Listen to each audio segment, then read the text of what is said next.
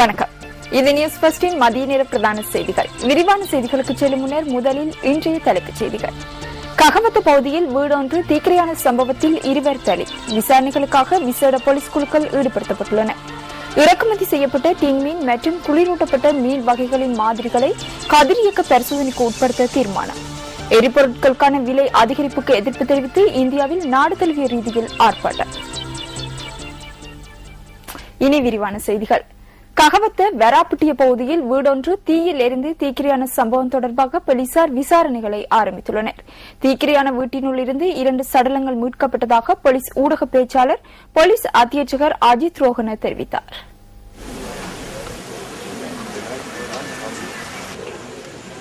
மீட்கப்பட்ட சடலங்கள் பெண்களுடையதாக இருக்கலாம் என சந்தேகிப்பதாக போலீஸ் ஊடக பேச்சாளர் குறிப்பிட்டார்.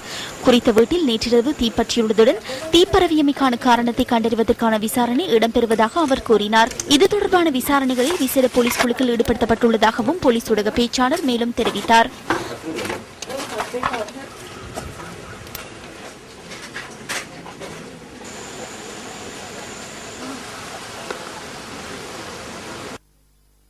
இதேவேளை கடந்த காலங்களில் ககவத்த பகுதியில் கொலை சம்பவங்கள் சில பதிவாகியமையினால் அந்த பகுதி தொடர்பில் அதிக கவனம் செலுத்தப்பட்டது. ககவத்த கொடகெதன பிரதேசத்தைச் சேர்ந்த தாய் மற்றும் பாடசாலை மாணவியொருவர் கொலை செய்யப்பட்டமை தொடர்பிலும் அதிக கவனம் செலுத்தப்பட்டது. இந்த சம்பவம் தொடர்பில் சந்தேகத்தின் பேரில் 3 கைது செய்யப்பட்டனர்.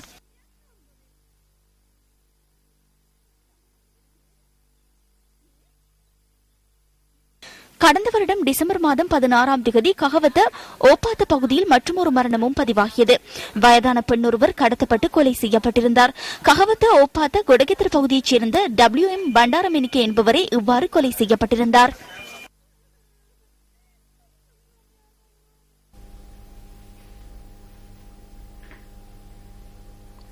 இந்த 2 பெண்களின் உயிரிழப்பு கடந்த காலங்களில் ககவத்தையில் இடம்பெற்ற கொலைகளுடன் தொடர்புடைய மற்றொரு சம்பவமாக இருக்கலாமா?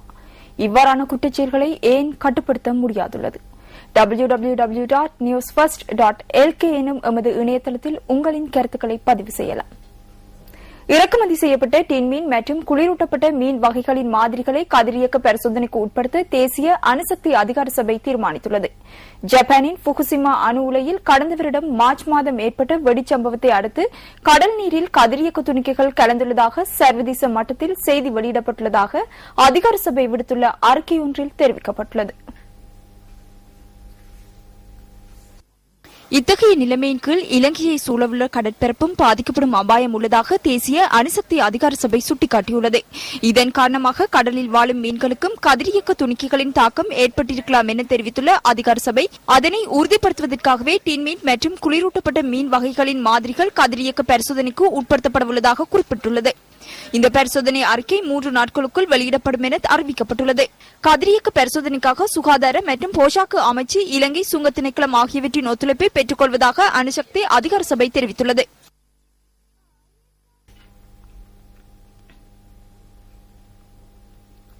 தென்னை மரம் ஒன்று முறிந்து வீழ்ந்தமையினால் விபத்துக்குள்ளான திக்வெல்ல வெகல்ல கனிஷ்ட வித்தியாலயத்தின் 2 மாணவர்களும் சிகிச்சைகளின் பின்னர் வைத்தியசாலையில் இருந்து வெளியேறியுள்ளனர். நேற்று முற்பகல் 10:45 அளவில் இந்த விபத்து இடம்பெற்றுள்ளதாக போலீசார் குறிப்பிட்டனர். திக்வெல்ல வெகல்ல கனிஷ்ட வித்தியாலயத்தின் 3ஆம் வகுப்பு அறையொன்றின் மீது தென்னை மரம் ஒன்று முறிந்து வீழ்ந்துள்ளது.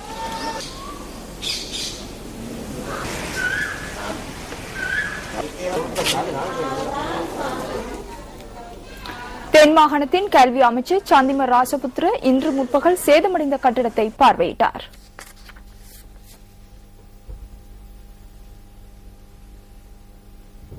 போதியளவு மழை கிடைக்காமையினால் மகாவலி நீர்த்தேக்கங்களில் நீர் தட்டுப்பாடு மேலும் உயர்வடைந்துள்ளது. இதன் காரணமாக சில பிரதேசங்களுக்கு சிறுபோகத்திற்கான நீரை விநியோகிக்க முடியாதுள்ளதாக இலங்கை மகாவலி அதிகார சபை குறிப்பிடுகின்றது. அலகர, கண்டலம், ஹுருளுபோஷித்தல போன்ற விவசாய பிரதேசங்களுக்கு இதுவரையில் நீரை விநியோகிக்க முடியாதுள்ளது என மகாவலி அதிகார சபையின் பணிப்பாளர் நாயகம் காமினி ராஜகருணா சுட்டிக்காட்டுகின்றார். சிறுபோகத்தின் பயிற்சிய நடவடிக்கைகள் ஆரம்பிக்கப்பட்டுள்ள பிரதேசங்களுக்கு கடும் முகாமைத்துவத்துடன் நீரை விநியோகிக்க நடவடிக்கை எடுக்கப்பட்டுள்ளதாக அவர் கூறினார். கொத்மலி நீர்த்தேக்கத்தின் நீர்மட்டம் 30% குறைவடைந்துள்ளமையே இதற்கு பிரதான காரணமாக அமைந்துள்ளது. பரிந்துரைக்கப்பட்ட நிலப்பரப்பிற்கு அதிகமாக நெற்பயிற்சியை மேற்கொள்வதே நீர் பிரச்சினை அதிகரித்துள்ளமைக்கான காரணம் என அதிகார சபையின் பணிப்பாளர் நாயகம் குறிப்பிடுகின்றார். இதேவேளை நீர்ப்பாசன திணைக்களத்திற்கு சொந்தமான கிரிதலை, மின்னேரியா மற்றும் பராக்கிரம சமுத்திரம் ஆகியவற்றினூடாக பயிற்சியை மேற்கொள்ளப்படும் வயல்களுக்கு நீரை விநியோகிக்கும் போது சிரமங்களை எதிர்நோக்க நேரிட்டுள்ளதாக நீர்ப்பாசன பணிப்பாளர் நாயகம் கலாநிதி GGA கொட்டலியத்த தெரிவிக்கின்றார். சுகாதார அமைச்சு தமது கோரிக்கைகளை பொருட்படுத்தாமையினால் தொடர்ந்தும் தொழிற்சங்க நடவடிக்கையை முன்னெடுக்க நேரிட்டுள்ளதாக இலங்கை பொது சுகாதார பரிசோதகர்கள் சங்கம் குறிப்பிடுகின்றது.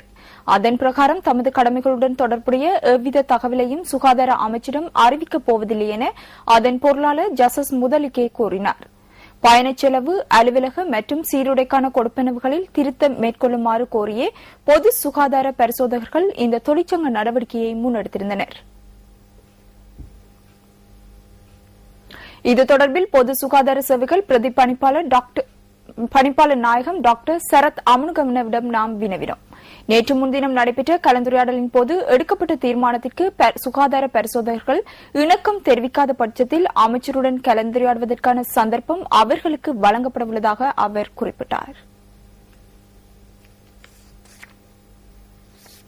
அனைத்து பல்கலைக்கழக மாணவர் ஒன்றியம் மற்றும் மருத்துவ பீட மாணவர் செயற்பாட்டுக் குழு நேற்று ஒன்றிணைந்த ஊடகவியலாளர் சந்திப்பொன்றை ஏற்பாடு செய்திருந்தது. மாலம்பே மருத்துவ பீடம் மற்றும் தனியார் பல்கலைக்கழகம் தொடர்பில் இதன்போது கருத்து வெளியிடப்பட்டது. கல்வியை தனியார் மயப்படுத்தும் செயற்திட்டம் அரசாங்கத்தினால் ஆரம்பிக்கப்பட்ட சந்தர்ப்பத்தில் தெரிவிக்கப்பட்ட பரிந்துரைகள், இலக்குகள் ஆகியன தற்போது தோல்வியடைந்துள்ளன. அரசாங்கம் கல்வித்துறையை தனியார் மயப்படுத்தும் நடவடிக்கைகளை முன்னெடுக்க முடியாத நிலையில் உள்ளது.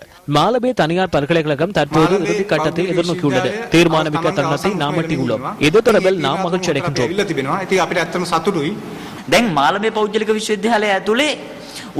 மாலபே தனியார் பல்கலைக்கழகத்துக்குள் உயர்தரத்தில் சித்தியடையாத மாணவர்கள் கல்வி பயில்கின்றனர்.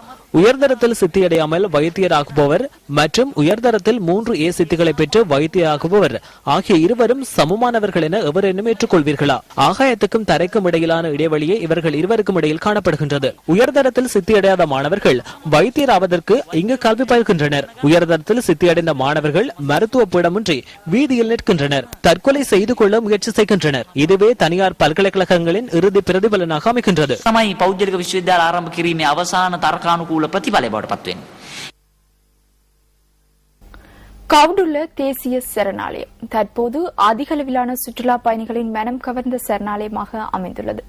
சுதந்திரமாக சுற்றித் திரியும் காட்டு யானைகளை பார்வையிடுவதற்கான வாய்ப்பு கிடைத்துள்ளமையே இதற்கான காரணமாகும். அண்மையில் நியூஸ் ஃபர்ஸ்ட் அங்கு விஜயம் மேற்கொண்டிருந்தது. ஹபரனிலிருந்து கந்தலாய் நோக்கி பயணிக்கும் போது ஹதரஸ்குடுவ பகுதியிலிருந்து வலப்பக்கமாக திரும்பி சுமார் 6 கிலோமீட்டர் வரை பயணித்தால் கவுடுள்ள சரணாலயத்தை அடைய முடியும். வறண்ட வலயத்தில் காட்டு யானைகள் அதிக அளவில் சஞ்சரிக்கும் சரணாலயமாக கருதப்படும் கவுடுள்ள தேசிய சரணாலயம் பல வகையான பறவைகளின் வசிப்பிடமாகவும் அமைந்துள்ளது.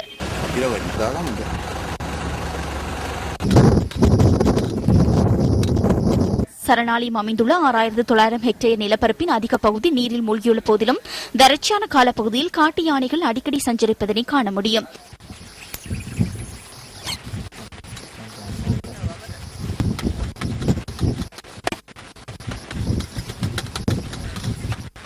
தமது குட்டிகளுடன் காட்டு யானைகள் சுதந்திரமாக சஞ்சரிக்கும் இந்த காட்சிகள் சரணாலயத்தின் எழிலை மேலும் மெருகூட்டுகின்றன.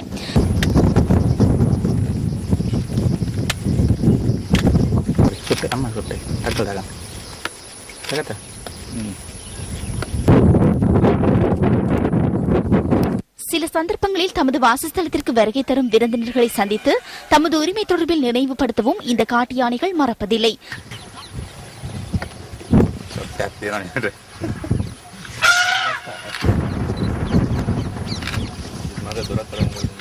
இவ்வாறான சரணாலயங்களை பாதுகாப்பது அனைவரினதும் பொறுப்பாகும்.